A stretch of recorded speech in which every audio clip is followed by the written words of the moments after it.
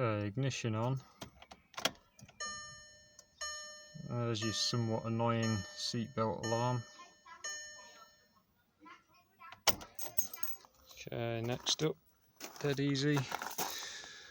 Slide the seat all the way back, driver's side, and then you're looking for a little hatch or a bit of carpet that lifts. And then you should see two sockets. Ignore anything yellow, that'll be airbags. But this little black one is seat belt. So all you need to do, pull that bit back and lift out.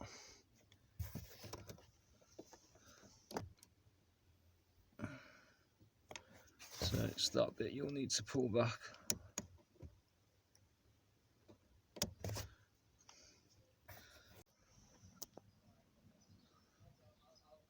Alright, and then let's test. Ignition on. No patronising alarms. Job done.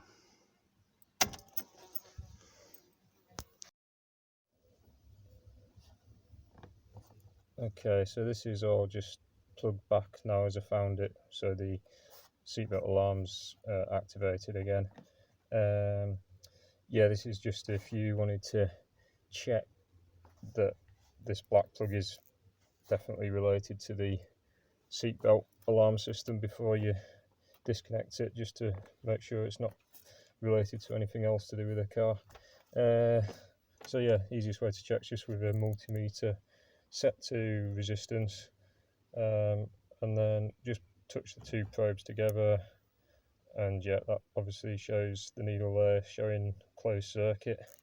So currently got seatbelt not clipped in, so then if we go across these two terminals, there we go, that shows it's closed circuit. Right, let's check with the seatbelt clipped in.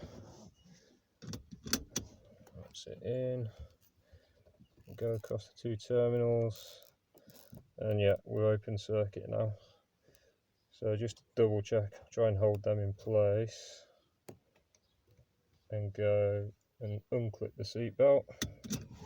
Yeah, and there we go. Immediately it goes closed circuit again. So that confirms to me that yeah, this plug is just to do with a seatbelt, nothing else. As I say, the yellow will be airbags. Worth just leaving that alone. But yeah, that's it really. Should be good, just get it out again. Simple as that.